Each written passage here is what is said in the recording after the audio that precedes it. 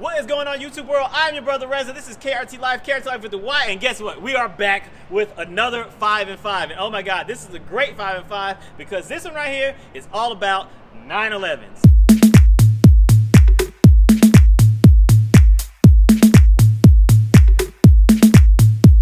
Okay, so being that this is the 5 and 5, we use 5 different variables to kind of pretty much measure a vehicle and where it stands and where its place is in the vehicular world.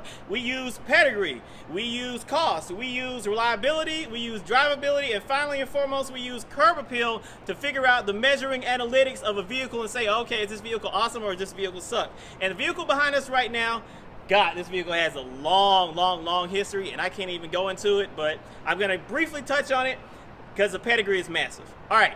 These are 911s. 911s go back to way back when, back in Germany, Ferdinand Porsche started Volkswagen, and then he started Porsche, and then he came up with the Porsche 356, and then the 356 turned into the 911, and there have been so many different variants and different types of 911s since then that, oh my God. When I was at the Porsche Museum down here in Atlanta, Georgia, I think it was last year, they have a wall that, I mean, just keeps going. It's as long as this wall right here for this parking deck that just shows all the different variations of the 911 that have ever come into existence, and then some other models of Porsches as well. But I was just astounded by the amount of 911 variants that have come into existence since the beginning of this vehicle. It's crazy. You got to see it one day. So pedigree is massive. Full point for that.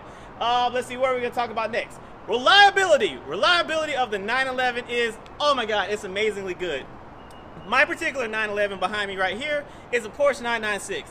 When I got this vehicle, it needed a ton of work, and boy, was it expensive. Whew, that's gonna jump into cost, but let's stay on the subject real quick of reliabilities. Once I got it up to date with all the maintenance that it needed, this car has been amazing. Knock on wood, everything about this car, I just get in every day, crank it up, drive it, there it goes. Very easy. And that brings us to cost. So all the things that I had to do to this vehicle to get it to be reliable was very expensive. I got a good deal on this vehicle because it needed a lot of work, and I dumped a lot of money into this vehicle to get it daily drivable, I guess you should say. And it was a labor of love. But now that it's 100% reliable, I love this vehicle, and I drive this vehicle every day. I love it. And so that takes us from pedigree, that takes us through cost, that takes us through reliability. And I guess that brings us to drivability. You want to go for a drive in this? Yeah? All right, let's go. Let's go see what it's like to drive a 996.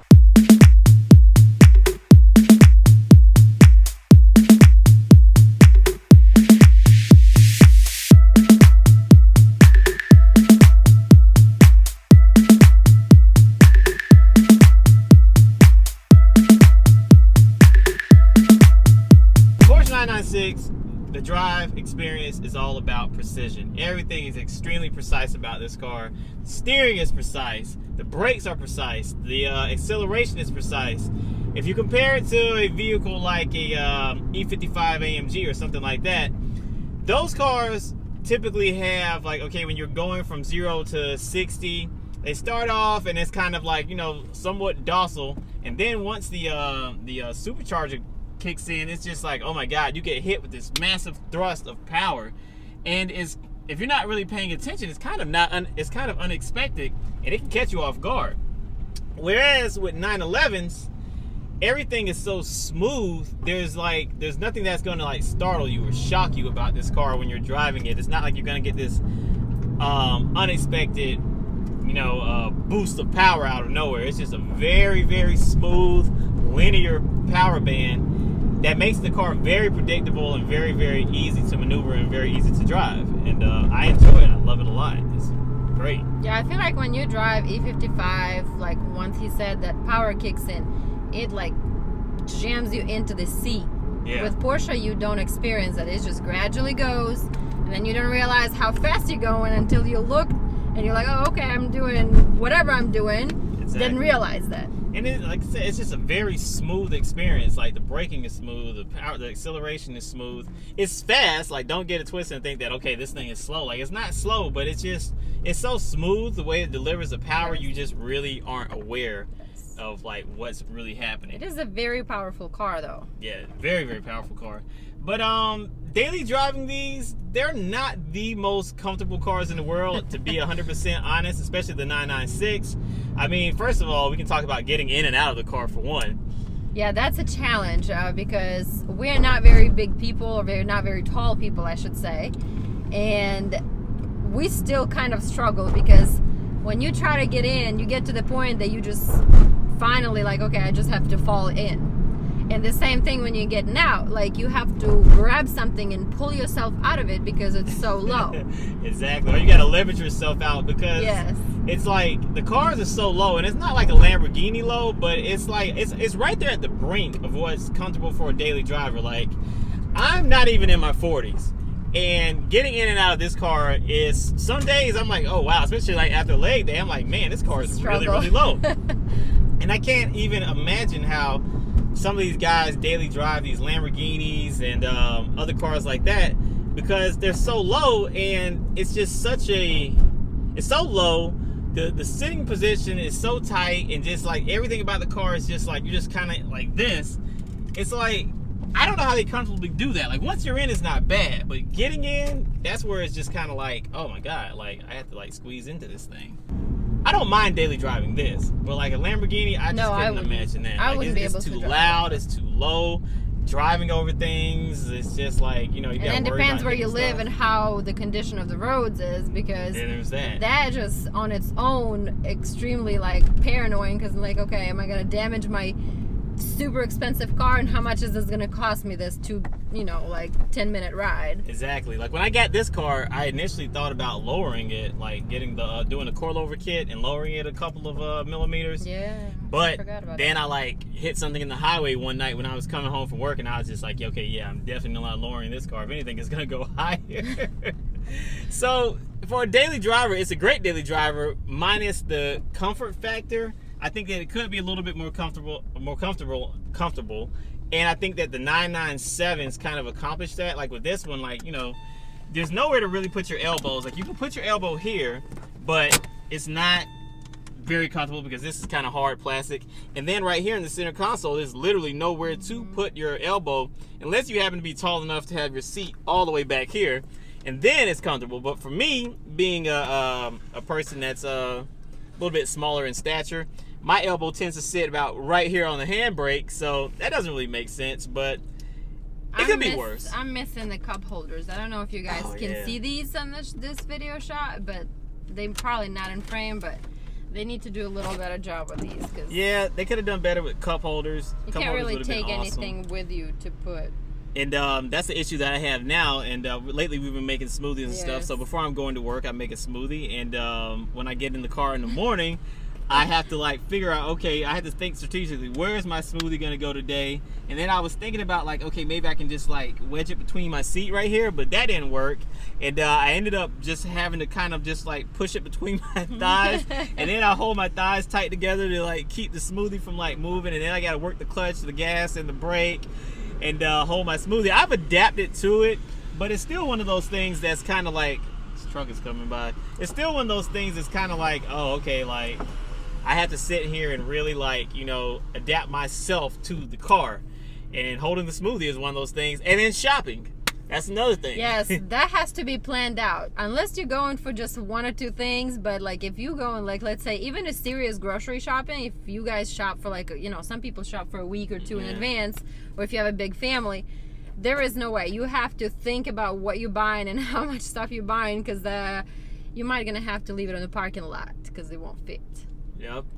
So you really got to think strategically about that. You have to really adapt your life around the 996 or the 997 or really any 911, because it's such a small vehicle and there's not much storage room, that, you know, it's one of those things where I kind of compare it to like Jeep Wranglers. You know what I'm saying? Like when I always tell people that are interested in Jeeps, like you have to be about that Jeep life for you really to enjoy Jeep. You have to be ready for that rough ride. You have to be ready for the elements and it not being that warm and water getting into the car and like all the things that come with Jeep ownership. And it's kind of the same thing with 911s, not really water getting in and all that kind of stuff, but you have to be ready to, I guess, how do I want to say this? You just have to commit to the car knowing that you have some of these things that might, sacrifice. Like you're not going to have space. You're not going to have, a trunk and all the other kind of stuff. You just have to be ready for that kind of stuff. And as long as you're mindful of it, and you can kind of, like, for me personally, I had to adapt to this car. I had to think like, oh, okay, like, I can't carry that much stuff and blah, blah, blah, and I can't drive off-road, and I can't run over curbs and all that kind of stuff. So I had to kind of adapt to this car. Sorry about the train. We're going to let the train go by real quick.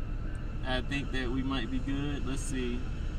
But I feel like with all that being said, with all those, I guess, inconveniences and sacrifices you have to make, this car is so much fun. Yeah, I think it's worth it. Yeah, it's like when you get in it and you really have an open road and you can step on that gas and you feel the power and you feel the acceleration and how the car shifts, because obviously it's manual. Oh, I didn't even talk about the shifter. Yeah, it's just, I don't know, it gives you a different feeling. I love the E55 and I like that whole like torque and how it jams you into the seat. But this is on the whole new level. It's just different. Especially type when of we took power. it up to the mountains that time. That was a beautiful drive. That was so fun. And going through the curves and going up through the mountains, it's just like this is one of the best cars to go on a mountain road in. I wish we would have had this car when we went to California and we were driving up the Big Sur. The Big Sur in the West Coast. Yeah. It was like 80-mile, 70-mile drive, and it's literally on the side of the mountain. If you guys not familiar with Cali, on the side of the mountain on one side, and then you have like the cliff on the other side, so you can see the ocean. That drive is beautiful. If we would have this car, that drive would have been on a whole new level. It would have been so epic. And I forgot to talk about the actual shifter on this car.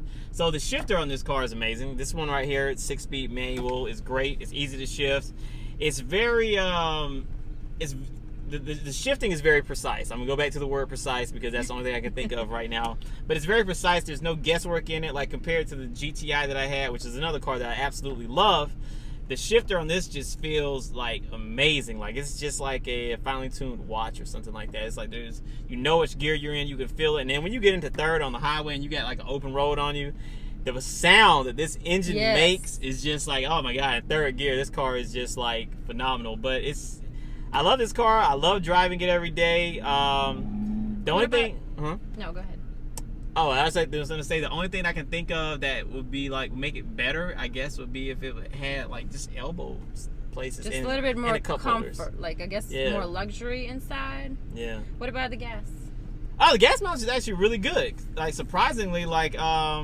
man, I didn't realize how like bad my G-Wagon was on gas until I started driving this every day. And it's been like 2 weeks since the last time I put gas in. I put gas in it and I drove and drove and drove and drove. And I was like, wow, this thing still has gas in it. Yeah, so I mean the gas mileage is actually like really, really good for an everyday, daily driving sports car. So that's great. I know one more thing. The sound system in this car. Ah, yes. Which is... That's a factory one, right? Yeah, it's a stock Porsche sound system, and it sounds really good. Sounds very, very nice. It has a nice, full sound, and it's and great. Mind you, this car is almost 20 years old. Yes, 20-year-old car, excellent sound system, excellent drive, excellent suspension. Everything still is precise and feels good, and yeah. So I mean, that's the Porsche 996. I can't say anything but awesome things about it. Oh. Curb appeal. We got to talk about curb appeal. We have the last, curb appeal. Man, we didn't even get on curb appeal yet, but curb appeal.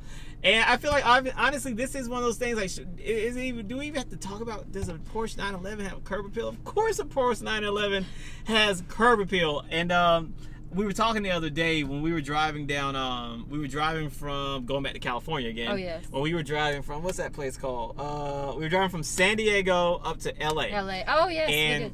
I forgot about it. There were these guys that were doing a rally from wherever they were going to wherever they were going, and there was a guy that was in what was it, a 964. He was in a, I can't remember what year it was, 964, but it was a beautiful 964, and we're gonna post pictures of it right here. Yes. And this guy looked like he came straight out of some like awesome like vintage movie. Like this guy had this whole like vintage rocker look going on, and I don't condone smoking, but this guy was like smoking his cigarette and he was like blasting down the highway in his Porsche, and he looked so cool, and I was just like, man, that is like what it's all about. We literally like we're trying to catch up to him and like follow him as far as we could till we just couldn't catch up anymore. Yeah, because he was like dipping in and out of traffic, and he had all like the rally livery all over the car.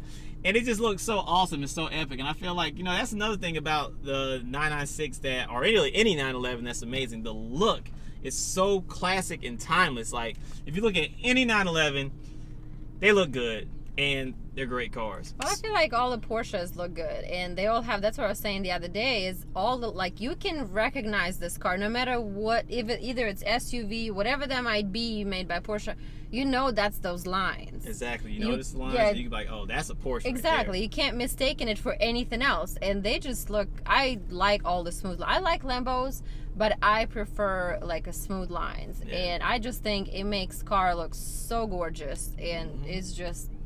There's nothing else you can say about it. Yep, they're awesome. So I guess we're going to go ahead and sum this up, and we're going to start off with pedigree. Obviously, the Porsche 911 has massive amounts of pedigree, so that is a full point. Reliability. These cars are stupid reliable because Porsche's been making them forever. So that's another full point. Cost. Cost on these things is pretty expensive. If you want to get a 911, buying a 911 is expensive, and owning a 911 is expensive. So I'm going to have to give it half a point for cost. Drivability, phenomenal. It's a 911. I mean, duh.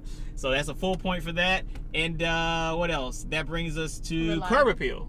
Oh, you did drivability? Yeah, okay. Yep, curb appeal. That's the last one. And we just talked about it. Obviously, it has massive amounts of curb appeal. So that gives us an awesome score of 4.5 points out of 5 for the Porsche 911.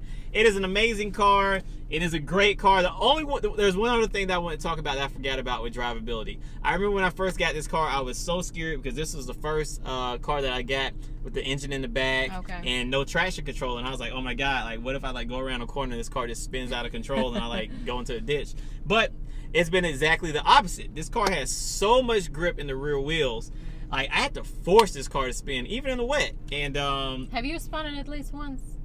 One time it was raining and I had to still really push it. Because I know I've been in the car, obviously, numerous times, and every time he tried with me in it, we never were able to spin.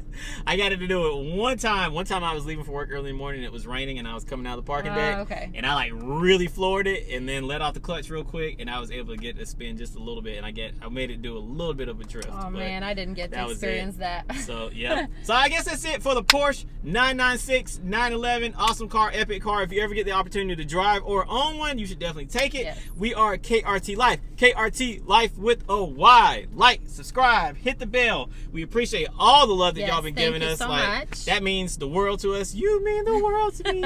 You are my everything. Us is the only thing that matters to me. Anyway, I guess we're out. So I guess that means it's time for my epic exit. So, 1, 2, 3, go. Let's see how far he's gonna run this time. Oh, look at that. He ran out of shot. See you guys later.